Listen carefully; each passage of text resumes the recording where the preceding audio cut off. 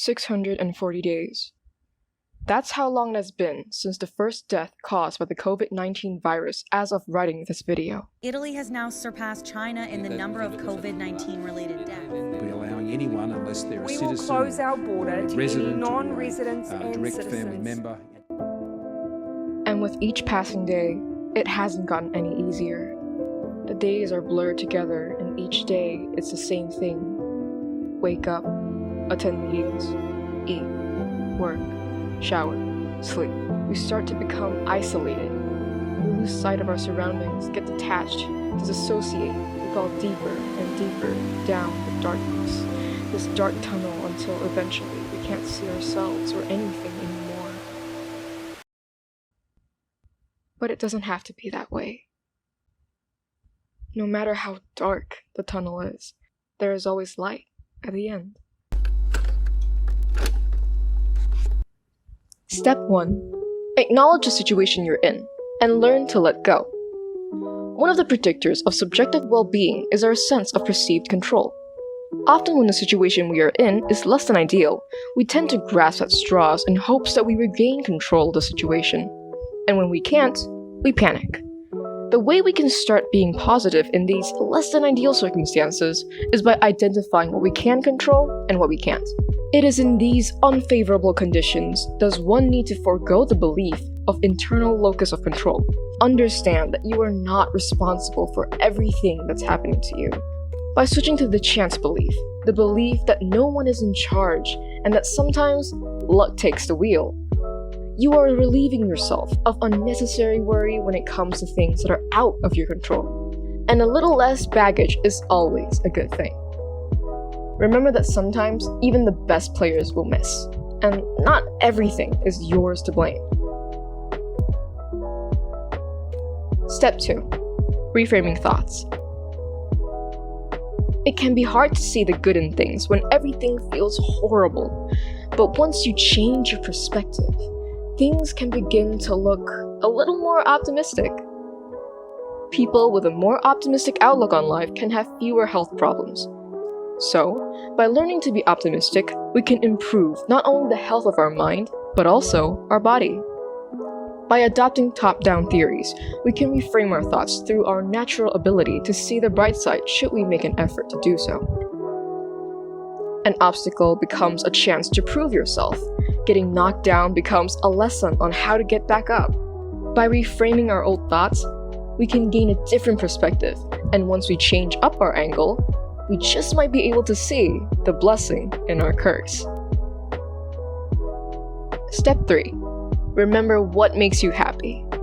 Beyond just laughing at memes or jokes, have you ever thought of what are the things that truly make you happy?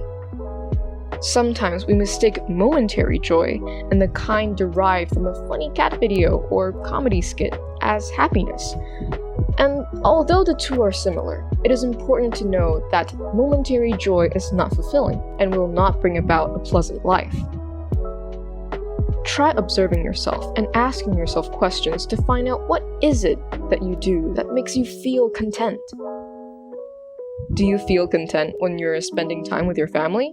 Or perhaps you feel happy when engaging in a certain hobby. What about that one comfort show you like? It is important to remember what makes us happy. That way, whether if we just need a little pick-me-up to get us by through today, or if we want to be reminded of the joys in life that make it worth living, we would know just what to do. Step 4. Take the opportunity to build a better you. An important aspect in forming a satisfying life is that we as people should always strive to learn to do better. As mere humans, it is only natural that we are not perfect. We can't ever strive for consistency and unwavering perfection, because it is physically impossible. However, this does not mean we can just give up on improving ourselves.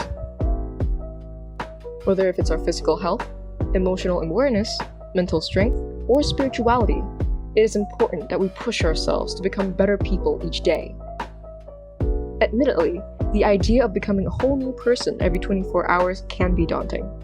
But even the slightest improvement over who we were yesterday is excellent progress by itself.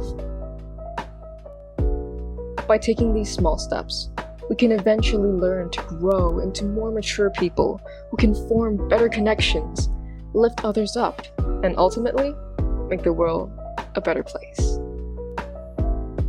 Step 5. Setting goals. Goals are one's direction in life. Without them, it becomes hard for us to make up our minds on what matters to us and what we are striving to achieve. To enjoy life, one must go for further accomplishments beyond that of the pleasure in living. We must find out what it is that we want to do in life, what matters to us, and what are our core beliefs. Do we value stability and financial success more? Or do we value self-expression and authenticity? By knowing what is it we stand for, we can form intrinsic motivations for pursuing our goals. Because we are internally motivated, the pursuit of these goals will feel more fulfilling. Additionally, if we can tie our goals to a sort of contribution to society, we not only make the reward of the goal about something bigger than ourselves, but also more meaningful, as we'd be actively contributing into the world in our own way. And whether if it's big or small, the only way we can achieve that goal of ours is by starting to set it. Step 6. Taking on our own personal projects. Personal project can refer to things that you want to do or have been meaning to accomplish, but have never gotten around to actually doing it. A way to accomplish these personal projects without them being too tedious is by making sure that you go into a flow state when you were doing these tasks. To do that, however, one must first understand what flow is.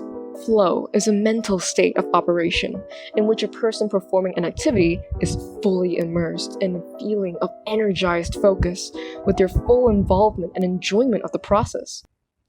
Studies have shown that one of the major benefits of flow is that it can enhance human performance in every domain of human work and creativity. With flow, you can get better results, accelerate your learning process, and the development of your skills.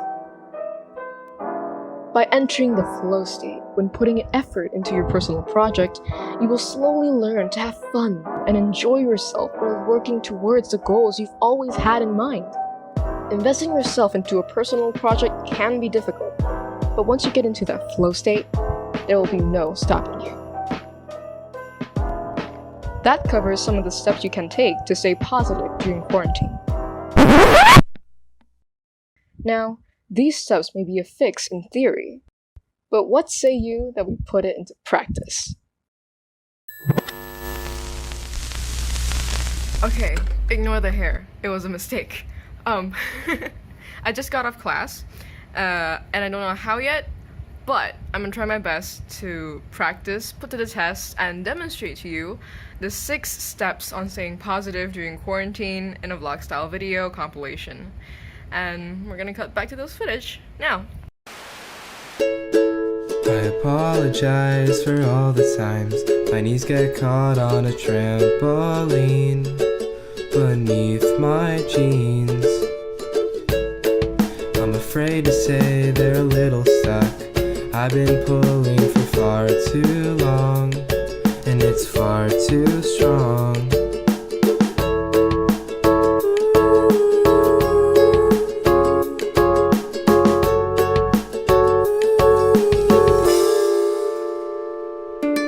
Please don't validate my arms. My tears drop from a clouded mind, and they have yet to be found.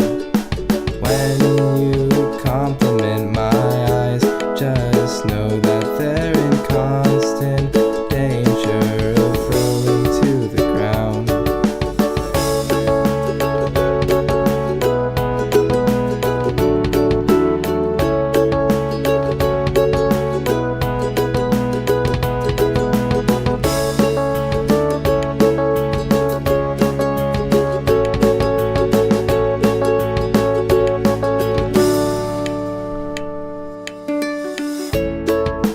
Kisses must be torturous. It's hard to dampen the volcano beneath my nose. For the sakes of both of us, close your eyes as soon as you see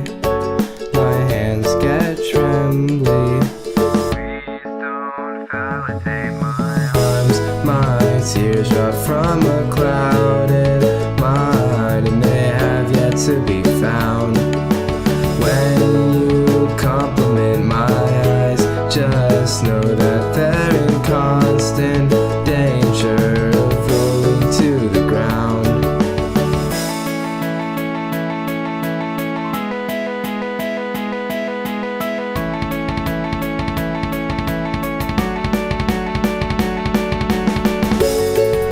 I don't know how to fault a mind, but I know it from my toes to my heart. It's all a mess, but the bottom line is I need a chance to restart. Oh, I need a chance to restart. When you compliment my eyes, just know that they're in constant danger of rolling to the ground.